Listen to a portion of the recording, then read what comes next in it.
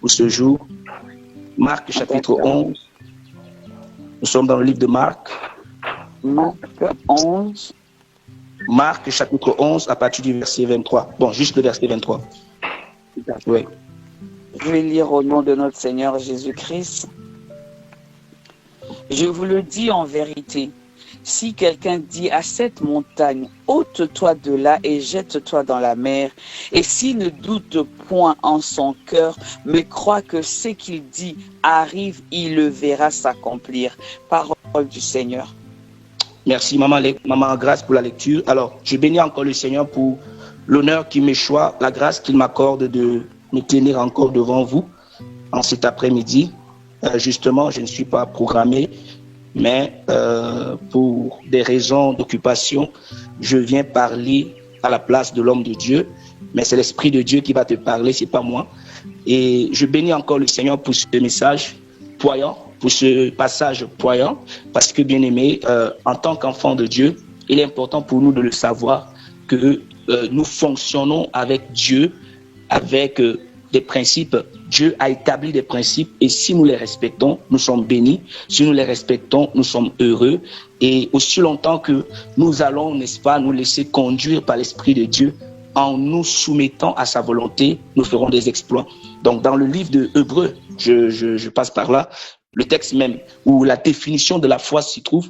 Dans Hébreux 11, le verset 1, la Bible dit « La foi est une ferme assurance des choses qu'on espère et une démonstration de celles qu'on ne voit pas. » Et là où ça m'a encore béni, dans le verset 6, la parole de Dieu déclare que « Or, sans la foi, il est impossible de lui être agréable. » Donc, lorsque tu viens dans la présence de Dieu et que tu veux voir qu'il y ait une connexion entre le divin et l'humain, il faut un moyen et ce moyen c'est la foi. La foi ici est un lien, c'est quelque chose qui te connecte à Dieu.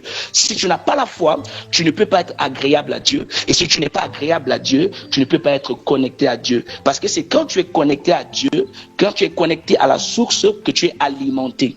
Alors la foi ici te permet d'être connecté à la source qui est Dieu et ta vie est alimentée. Nous savons que Dieu est la source de toute providence, Dieu est la source de toute bénédiction, Dieu est la source de toute richesse et de toute gloire. Donc lorsque tu manques de foi et que tu te permets de t'approcher de Dieu pour lui demander quelque chose, dis-toi que ta prière est déjà annulée. Pourquoi? Parce que sans la foi, tu es désagréable devant Dieu. Or, la foi ici te permet d'attirer l'attention de Dieu, de captiver, n'est-ce pas, Dieu et de l'amener à se manifester dans ta vie. On peut dire ici que la foi est une monnaie d'échange que nous utilisons pour accéder aux choses que Dieu nous a réservées. Alors cet après-midi, je voudrais aller très rapidement de monter un peu parce que le verset n'a pas commencé à partir du verset 23. Le verset 20 dit quoi? Le matin, en passant, les disciples virent le figuier séché jusqu'aux racines. Pierre, se rappelant ce qui s'était passé, dit à Jésus, Rabbi, Rabbi signifie maître, Rabbi, regarde, le figuier que tu as maudit a séché. Jésus prit la parole et leur dit, ayez foi en Dieu. Amen. Ayez foi en Dieu. Il n'a pas dit ayez foi en un homme. Il n'a pas dit ayez foi en vos capacités. Il n'a pas dit ayez foi en vos relations. Il n'a pas dit ayez foi en vos expériences. Mais il a dit ayez foi en Dieu. La foi a une source. La foi a une base sans laquelle elle est faible. Donc cette base, c'est Jésus-Christ lui-même qui est Dieu. Pourquoi? Parce que la Bible dit la foi vient de ce qu'on entend et ce qu'on entend vient de la parole de Christ. Amen. Alors, il y a aussi des fausses foi. Si tu crois en quelque chose de négatif, c'est aussi une foi, mais c'est une foi négative. Mais la foi dont Dieu nous appelle à avoir ici, c'est la foi en sa parole. Et ici, dans le verset 23 maintenant, qui nous concerne, il dit, je vous le dis en vérité, si quelqu'un dit à cette montagne, ôte-toi de là et jette-toi dans la mer, et s'il ne doute point en son cœur, mais croit que ce qu'il dit arrive, il le verra s'accomplir. Alors, premièrement, nous devons savoir que la foi, c'est la confiance et la croyance que nous avons en Dieu et en sa puissance. C'est une capacité ou la capacité que Dieu nous accorde ou que nous manifestons, si vous voulez. C'est une capacité de croire que Dieu peut accomplir accomplir ce qui est impossible pour les hommes. Ça, c'est la première chose que je voudrais dire de la foi. Et deuxième concept que je vais expliquer dans ce texte, parce qu'il a cité quelques concepts. Alors, c'est jusqu'à 6 concepts on va voir. Deuxième concept, c'est le doute. À côté de la foi, il a parlé du doute. Pourquoi le doute? Le doute ici, c'est l'incertitude. Alors, si tu as la foi et que tu doutes, ça veut dire que tu n'as pas la foi. Donc, le doute ici signifie quoi? L'incertitude et le manque de confiance que nous avons en Dieu et en sa puissance. Donc, autrement dit, c'est l'opposé de la foi. Troisièmement, il a dit la parole. Amen. La parole ici, c'est quoi? La parole est la déclaration ou la déclaration de foi que l'on fait. C'est la déclaration de ce que l'on croit que Dieu va accomplir. Donc, si je dis que j'ai la foi, je dois parler. Lorsque Dieu a créé l'univers, lorsque Dieu a créé le monde, Dieu lui-même a manifesté la foi et Dieu a parlé. Toute chose a existé par la parole. Donc, il y a des choses qui peuvent se manifester que lorsque tu déclares, que lorsque tu dis, que lorsque tu les appelles à l'existence et elles prennent vie. Troisième chose qui nous concerne encore, que nous devons renverser pendant que nous allons prier, c'est la montagne. Oh, bien-aimé, la montagne, c'est toute situation qui t'empêche d'avancer. La montagne, c'est toute situation de résistance. La montagne, c'est toute situation d'opposition. La montagne, ici, signifie quoi? Blocus, blocage. Alléluia. Et tout ce qui fait obstacle à ta prière, tout ce qui fait obstacle à ta destinée, tout ce qui fait obstacle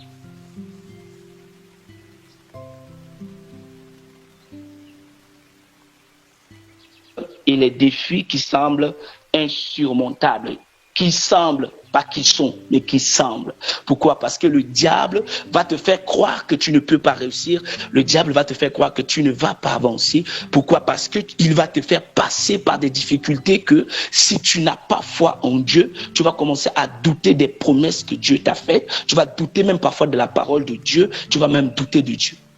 Donc ici, on parle des obstacles et des défis qui semblent. Pourquoi semblent? Parce que il y a une puissance en toi qui régit la foi. Et cette puissance-là est capable de détrôner, de renverser, de détruire, de démolir et d'anéantir les montagnes qui constituent des forteresses dans ta vie. Si tu le crois, bien-aimé, tu vas voir la gloire de Dieu se manifester. La cinquième chose que je vais te dire ici dans ce passage même que j'ai vu, il a parlé de la mer. La mer, c'est quoi? La mer représente l'inconnu ou l'impossibilité. Alléluia.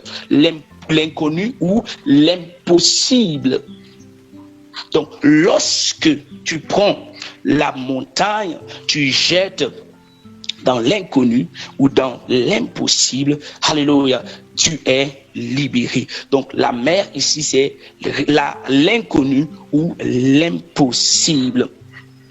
Alléluia. Parce que ça, c'est-à-dire que tu renvoies la montagne là où elle doit être. C'est comme lorsque tu chasses un démon, on ne chasse pas un démon, on le laisse. Quand on chasse un démon, on l'envoie quelque part. On l'envoie dans son monde. On l'envoie là où il doit être. Alléluia. Tu l'envoies dans les lieux arides. Tu l'envoies dans les abîmes. Parce que c'est là-bas qu'il est censé être et non en toi et non dans ta vie. Alors, lorsque tu déplaces une montagne, tu l'envoies dans l'inconnu, dans un endroit impossible. Amen. Donc, sixième chose que nous allons définir avant de continuer, c'est la puissance de Dieu.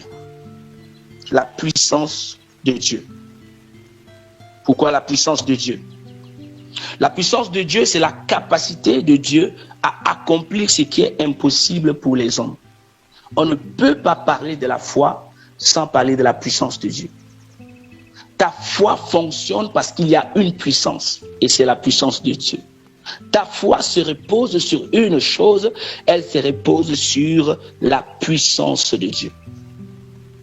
Donc, la foi ici nous permet d'activer tout simplement la puissance de Dieu qui nous permet de déplacer les montagnes et les jeter dans le néant, dans le vide, dans les abîmes. Et nous sommes libérés. Donc, dans ce passage ici, Dieu veut nous enseigner à avoir une foi véritable, sans doute, alléluia, et faire des déclarations de la parole avec confiance pour accomplir des choses incroyables, déplacer les montagnes qui semblent insurmontables, car Dieu est plus puissant que ces montagnes dans ta vie. Dieu est plus puissant que ce problème qui coule dans ta vie. Dieu est plus puissant que les liens de la maison de ton père. Dieu est plus puissant que les autels qui sont érigés peut-être des années avant que tu ne naisses. Dieu, en un clic, en un clin d'œil, par la foi que tu manifestes, peut enlever, déraciner. Pourquoi j'ai dit déraciner? Parce que Jésus avait déraciné le figuier. Oh, lorsque tu manifestes la foi, tu ne manifestes pas la foi pour couper les branches, non. La foi vient déraciner le problème. Tout problème qui est résolu au niveau des branches va encore repousser. Or, la foi t'amène à la racine du problème.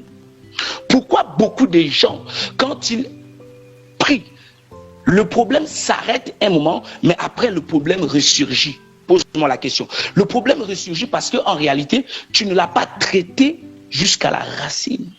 Or, la foi te permet d'aller à la racine. Lorsque tu déracines un arbre, cet arbre ne pourra plus repousser. Pourquoi? Parce que tu l'as déraciné. Donc, si tu constates que tu pries pour quelque chose, la chose peut-être s'arrête, la chose te laisse un temps, mais après la chose ressurgit, c'est parce que tu n'es pas allé jusqu'à la racine. La Bible dit que le matin, en passant, les disciples virent le figuier sécher jusqu'aux racines. Donc la foi vient sécher le problème qui est dans ta vie. La foi vient anéantir, amen, le problème qui est dans ta vie. Pour qu'un arbre meure, il faut que l'arbre sèche. Et il y a des gens que le diable a sémé dans leur vie des maladies, il a sémé dans leur vie le chômage, la pauvreté, la misère chronique et encore le célibat endurci, comme on dit. Et cela doit sécher dans ta vie au nom de Jésus. Lorsque cela sèche, alors l'arbre va tomber, alléluia, et les racines vont pourrir. Donc Dieu ici t'appelle à manifester tout simplement une foi véritable en lui. C'est la foi véritable en Dieu qui va te permettre ici de déraciner tout ce qui est dans ta vie. Et quand nous regardons également dans l'Ancien Testament, il y a un livre que nous avons l'habitude de citer, Zacharie chapitre 4 verset 7, où la Bible dit: qui es-tu, ô grande montagne, devant Zorobabel? Tu deviendras une plaine. Ça c'est dans cette version, mais dans une autre version il dit qui es-tu montagne? Tu seras aplani, je crois, voilà, et tu seras aplani. Tu deviendras une plaine.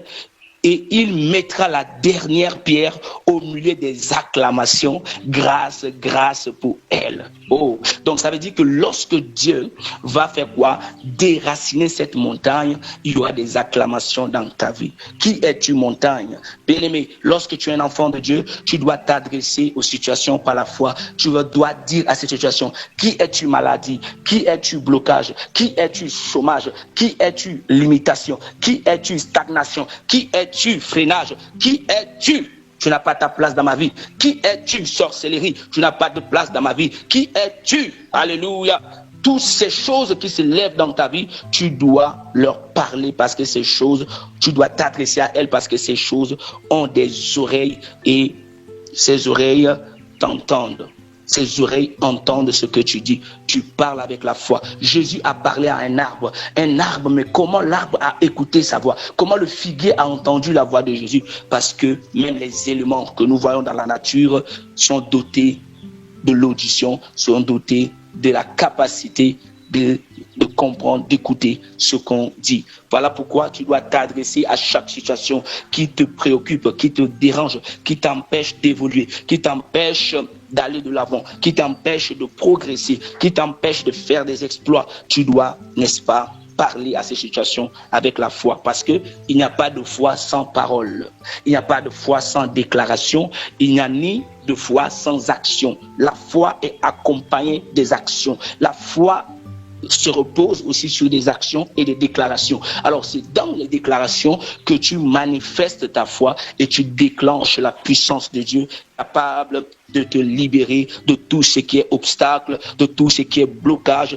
de tout ce qui est limitation, de tout ce qui est freinage, de tout ce qui est célibat, de tout ce qui est incontinence, de tout ce qui est possession maléfique, obsession et toutes ces choses qui vont avec. La foi ici vient te libérer des chaînes de la servitude. La foi ici vient restaurer tout ce que le monde des ténèbres a volé dans ta vie. Alléluia. La foi te donne, te permet, n'est-ce pas, de jouir de la gloire de Dieu.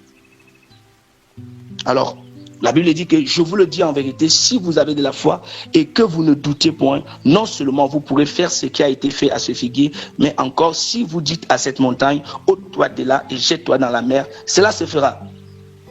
Cela se fera. Donc c'est ce que le Seigneur Jésus également nous recommande. Le Seigneur nous recommande à manifester la foi devant toute situation. Amen. Donc ici, je voudrais nous inviter encore à entrer dans un moment intense de prière.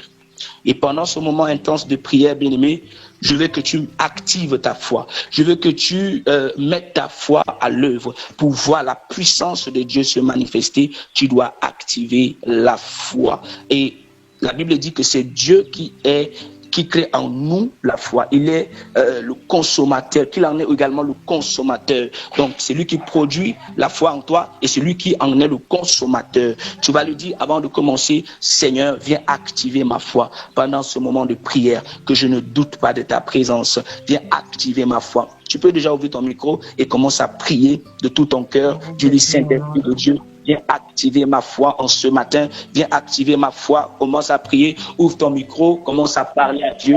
Active ma foi. Active ma foi, Seigneur Jésus. Alors que je me tiens dans ta présence. Active ma foi au nom du sang de Jésus. Et que je puisse être connecté à toi dans le nom du sang de Jésus. Active ma foi ce matin.